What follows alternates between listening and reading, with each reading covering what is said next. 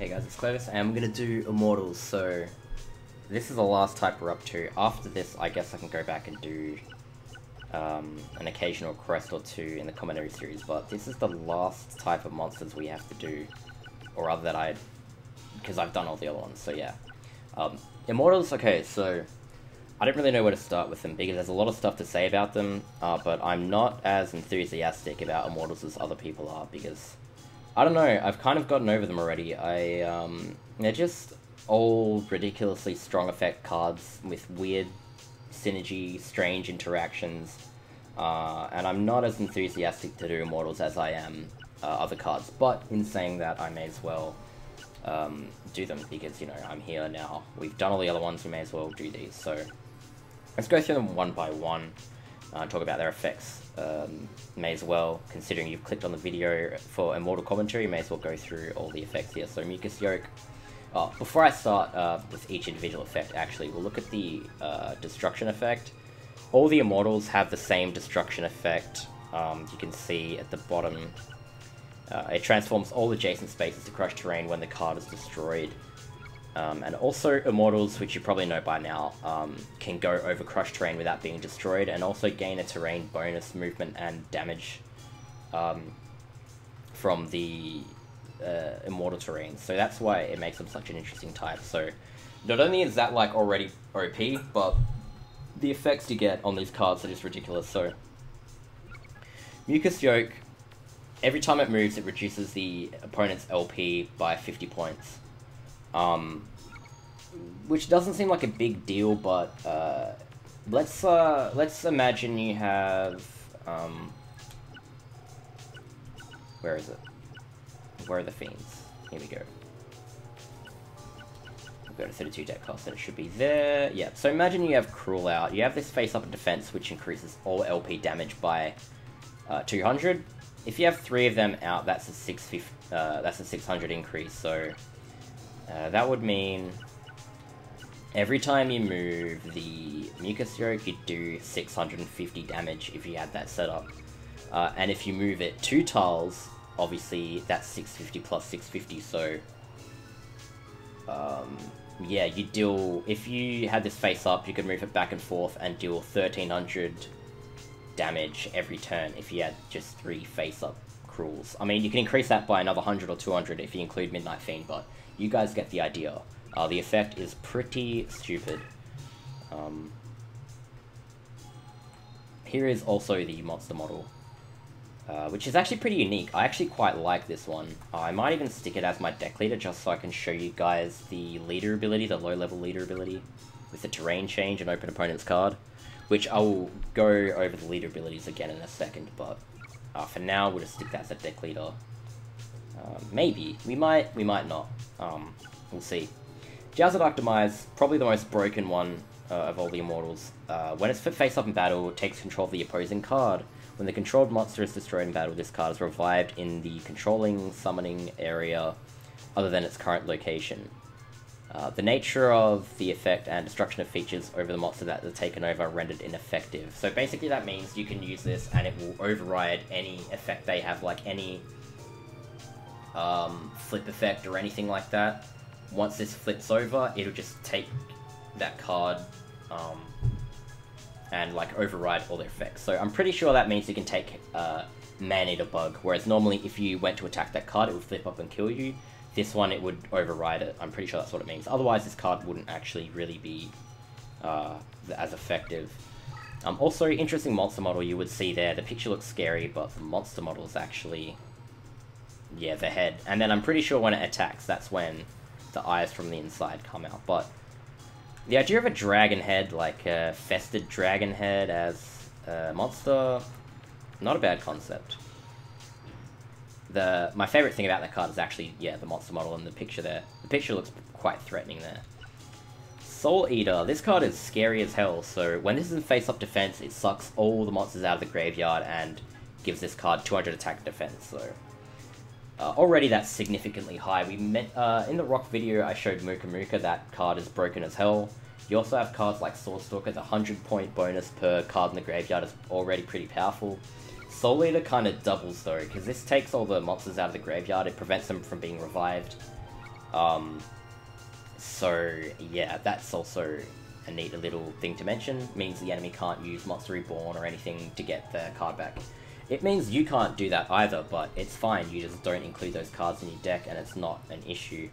Servant of Catabolism is actually one of my favorite Immortals. Its effect is kind of boring, but it's very practical. When it's in face-up defense, you get an additional point of recovery for summoning power. Normally you regenerate 3 every turn, but if you have this card face-up defense, you'll regenerate 4 every turn. So across 3 turns, that's giving you 12 summoning points instead of 9. It does add up. That one bit of difference is doesn't seem like a lot, but that's you know, 133% rate at your summoning power increase is quite significant.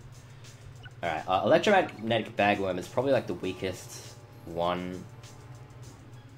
This is literally just like Laughing Flower, except this only works on machines. Actually, I forgot, I've got to look at these monster models quickly. I may as well show you them in case you don't get to see them in the video. The Soul Eater one is really nasty looking, pretty interesting. What you're actually looking at in the picture is that like spherical thing there.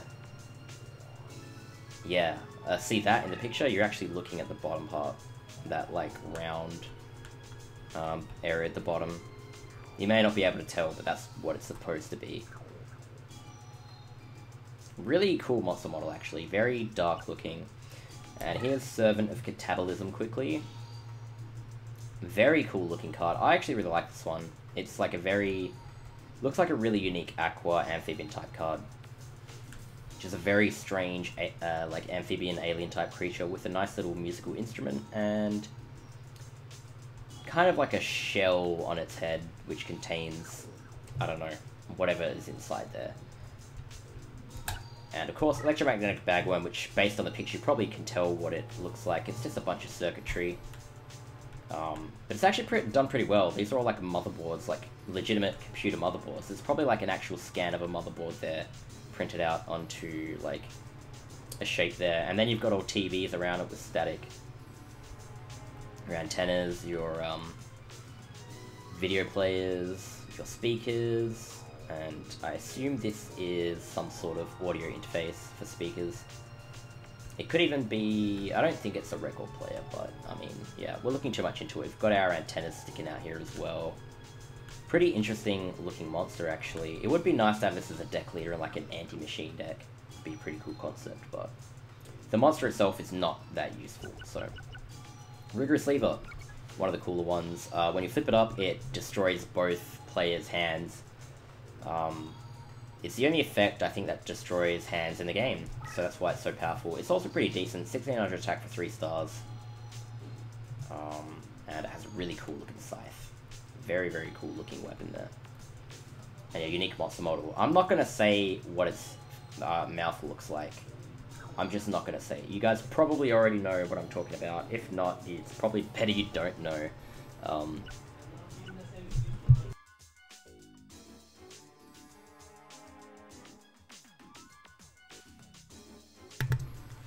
So Slate Warrior is the Immortal most people probably know about. It's the one you can enter a password for, a very simple one. If you don't know it, again, leave a comment and I'll tell you. These videos lack editing, so it's hard for me to remember, like, to look back and include certain passwords. But anyways, Slate Warrior is the one card you get via password, so it's the one most people would have seen. It's probably the only Immortal a lot of people who play this game would have ever seen if they actually saw any of the Immortals. And this is a more practical effect. It just increases all your Immortal cards by 500 points as a flip effect. And here, of course, is the model. He is constantly doing this nice little dance. He likes dancing, I guess. Not much else to say about him. Shape Snatch is a pretty interesting one. So Shape Snatch's attack and defense copies the enemy's attack leader's attacks when it's in attack mode, and then it copies your own leader's attack and defense when you put it in defense mode. So yeah, really interesting. The effect there is mistranslated, I think. It doesn't translate it 100% properly, but yeah, both of your attack and defense values will be copied based on the leader, based on your position. So you'll get both the attack and defense from one deck leader in one position, and both the attack and defense of the other leader in the other position, rather than it being one or the other. And this card has a cute little bow tie. It's an interesting looking card. Bit of like sort of humanoid, just with a weird Cyclops head, and then I think that's supposed to be his flesh.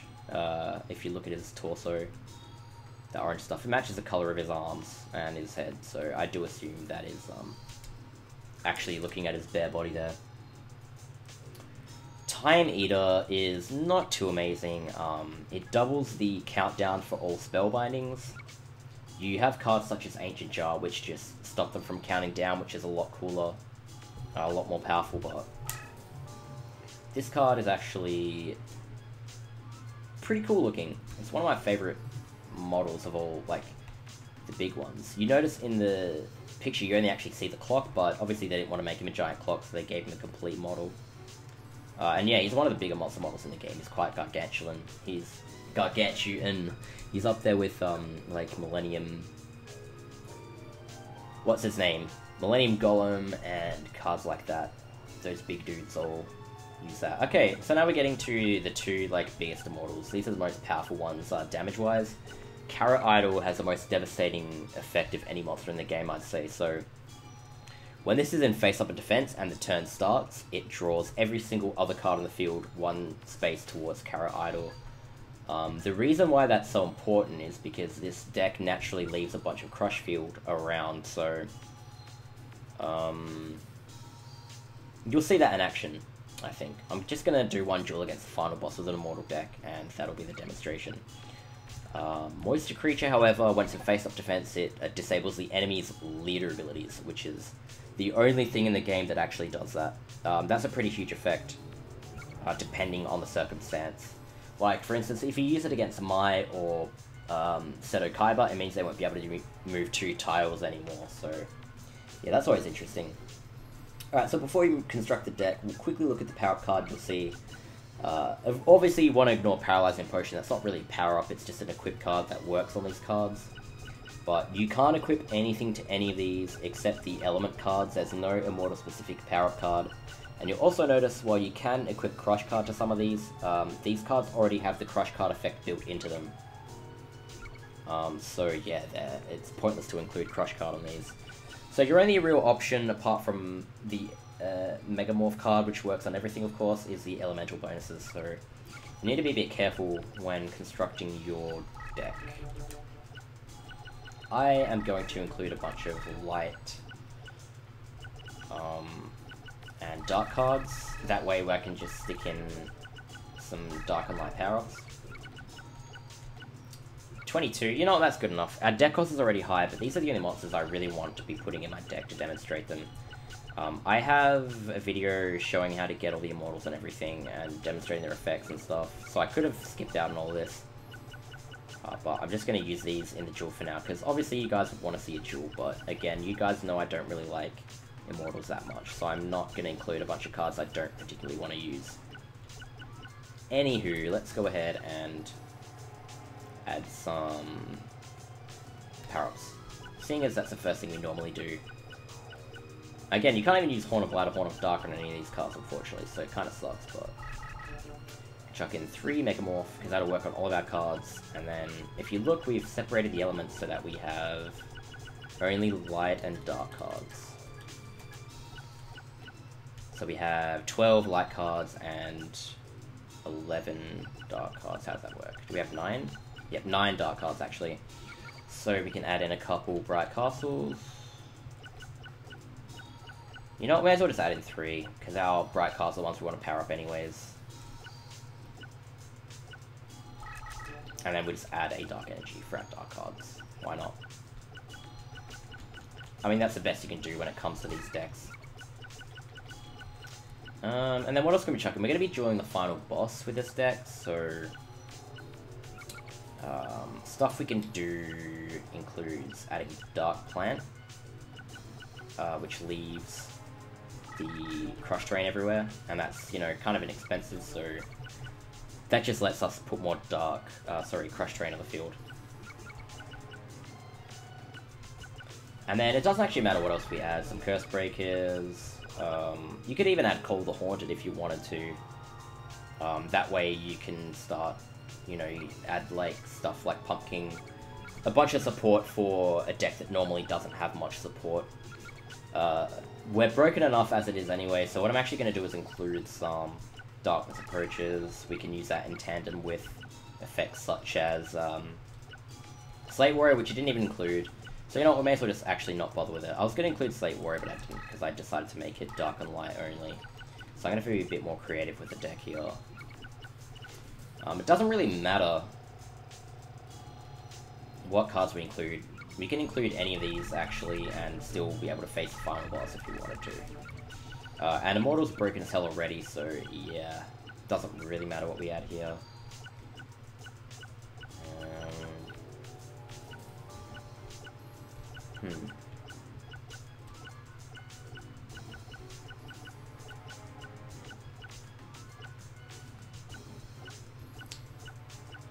Magic Drain, that's good actually, because then we don't really have an answer for summoning power, so yeah, we may as well just chuck a few of them in the deck, and then, I don't know, Gorgon's Eye, a few of them, because Gorgon's Eye is broken as hell, so. And actually, in case that triggers the Royal Decree, we'll chuck in a Magical Neutralizing Force Field, because we're cheeky like that. Alright, so let's look again. Before we move on, I'll actually talk about leader abilities quickly. I said I was going to talk back about them, so before we move on, we may as well do that.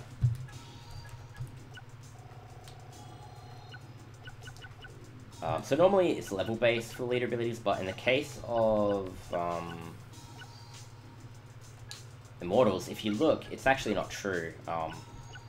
You've got a level 2 here which has Terrain Change, Open Opponent's card. This level 3 doesn't have Open Opponent's card, but this level 3 one does.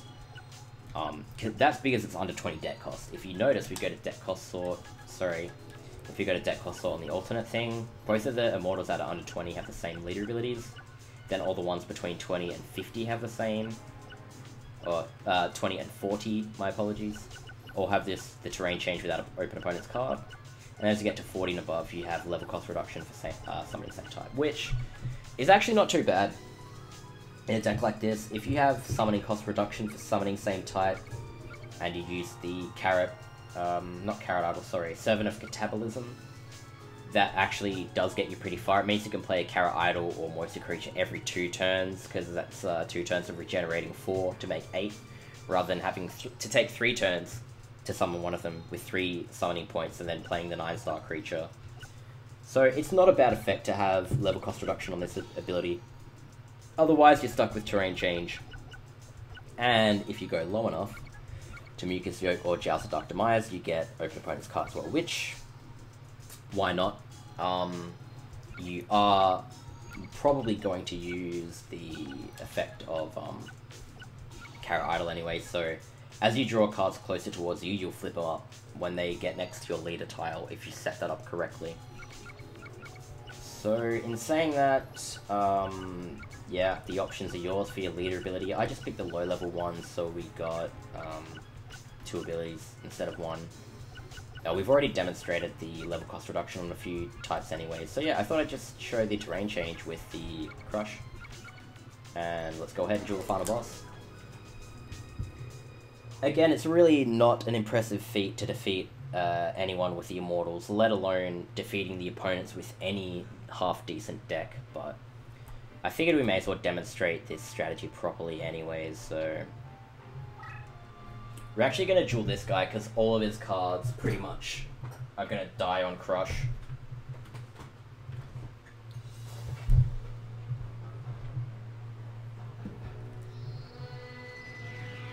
Also with this guy, we don't have to worry about actually, as long as we play every card in defense mode, we don't have to worry too much about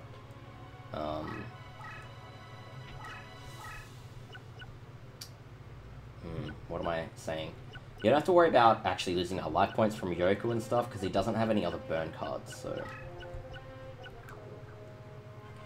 And And what I'll actually do is move one space here, and then I can move back. And you see, we leave some crushed terrain.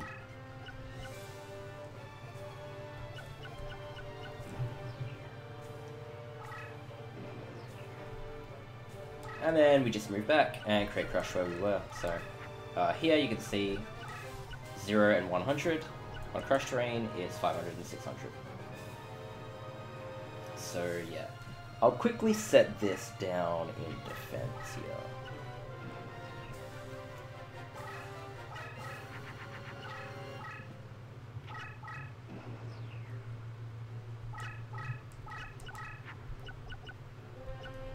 And then yeah, we have a bit of summoning power issues here, but it's not too bad. This Shape Snatch being 5 stars is handy.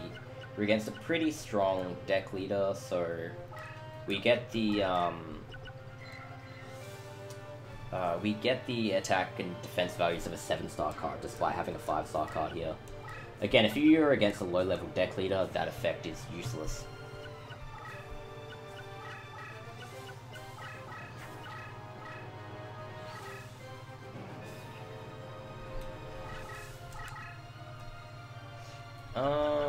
Okay, so now that we've cleared this area, we can demonstrate the whole effect of Mucus Yoke.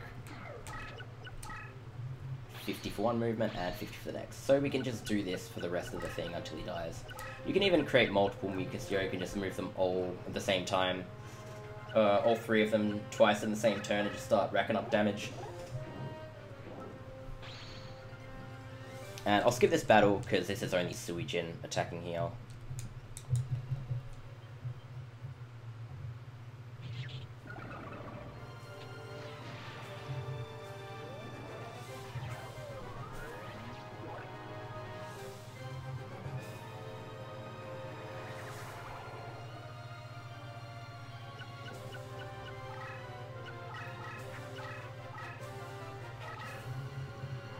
And he's going to Dark Hole it, which is fine. I wasn't planning on continuing using that card because you've already seen the effect. And I actually have a deck set up that, like, abuses that life point loss mechanic. So, you know what, let's go ahead and, I suppose, use one of these stronger cards now. It's pointless to actually put equips on Shape Snatch because it won't work. It'll reset back to normal. But you do always get the Crushed Terrain. You notice this should be 2450 and 2000, which it is here and here. But, of course, because it's Immortal, it gets the Crush bonus. But, yeah, if I were to stick Megamorphs on here, it would just mitigate completely. I'm not going to waste them. So, yeah. Instead, what I'll do is just stick a Time Eater here in defense mode.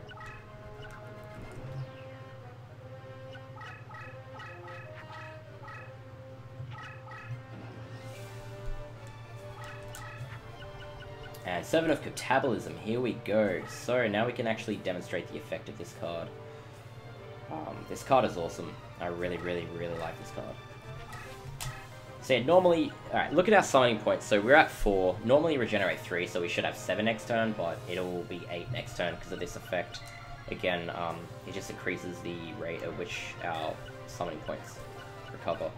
So we'll stick this in defense mode. Again, we'll actually abbreviate the battles for now, while we're letting him attack us.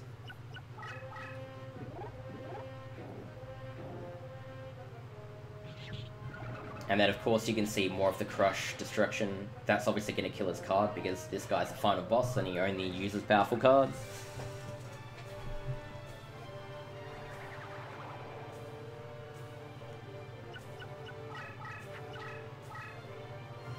And now he doesn't know what to do. He can't move this forward, so he's just going to leave it there.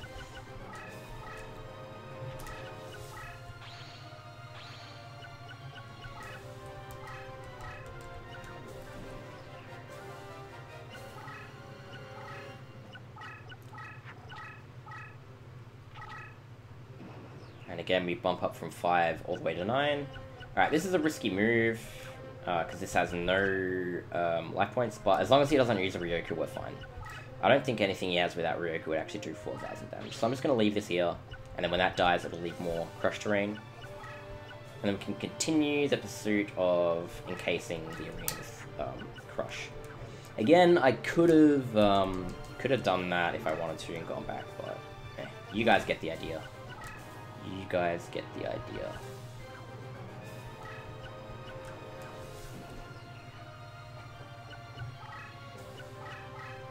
Alright, cool. So it's not even a card he can flip up and attack with anyway, so we can put that in defense mode quickly. We can actually stick all of our power-ups on the Moist creature now and show off that effect, which would be cool. So what we save the power-ups for, guys, the cards that matter.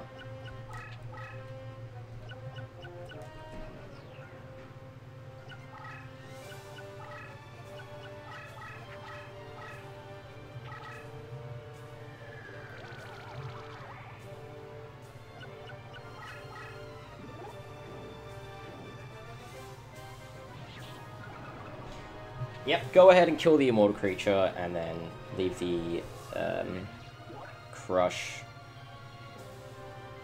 Things are getting pretty dire for him, so if we keep encasing the whole place in Crush Terrain, he won't be able to actually play anything. That's a monster, that is. So. Alright, awesome. Let's see if this effect stacks up. I don't think it will, but you never know until you try. So we got 4, so if this works properly, we'll get 9 next turn. I don't know if it actually stacks though, but that would be pretty cool if it did. And let's go ahead and actually do a battle animation now. And that was neat, destroyed one of his cards, which is good.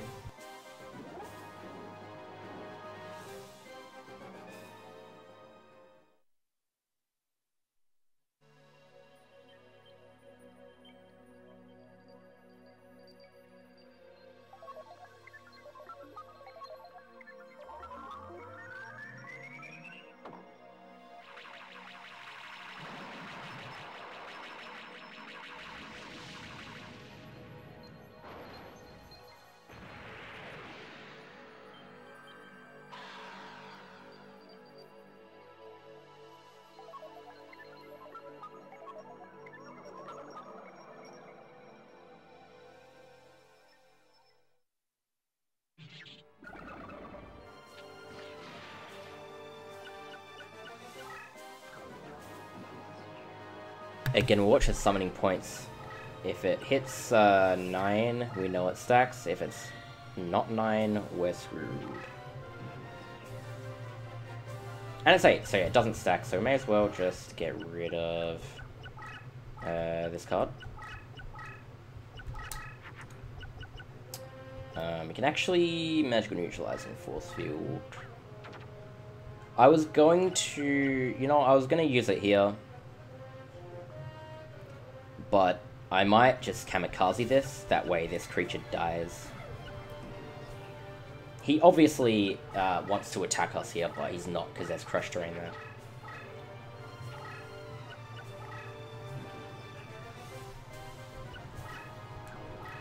So we'll abbreviate this battle, we've already seen it.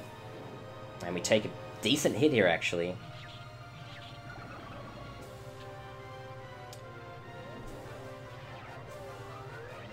Yeah, I was fairly confident that wasn't going to kill us, because Zoa's actually his strongest card on Yami terrain there, because of the Yami bonus and leader ability bonus.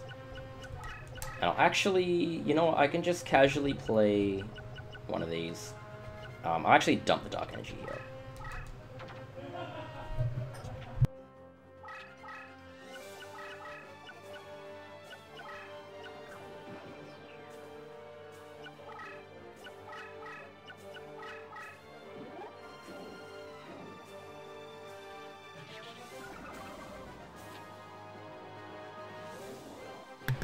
Baphomet's actually really good on Crush, but he's going to die here because he has the Fiend bonus.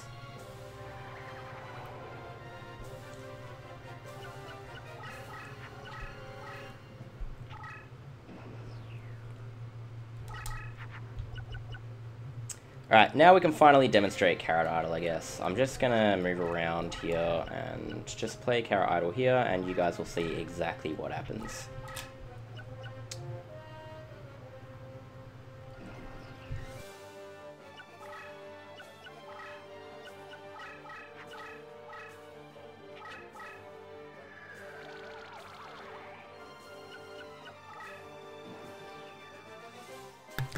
So here we go, here's the effect, everything moves a tile closer to it, and that actually will drag his monsters onto the crush terrain. And usually kills them, this time it didn't, so what we can actually do is... this is a pretty safe move to make, actually. Electromagnetic Bag Worm with a Bright Castle, there's no way we're gonna die, even if that's a Gate Dig, but it's probably like Ryoku or something, actually. Which will only give us 150 points, because we're very low. Crimson Sunbird. Uh-oh. So it looks like we die here. If we waited another turn, the Crimson Sunbird would have died. There we go. So yeah, now the cards die. But you get the point, right? The whole point was to move that Crimson Sunbird onto the crush and kill it. So that's kind of funny. Anywho, that'll be the end of the video. I'm kind of annoyed that happened, but I'm really not going to go back and make a 40-minute video again. 30-minute video again, sorry. So yeah, I hope you guys enjoyed the Immortal Showcase, and near the end, I know that was a bit stupid, but really the Crimson Sunbird should have died there, and that was the point I was trying to demonstrate anyways. And it didn't work, so yeah, fuck this game. Anyways, thanks for watching, and see you guys in the next video.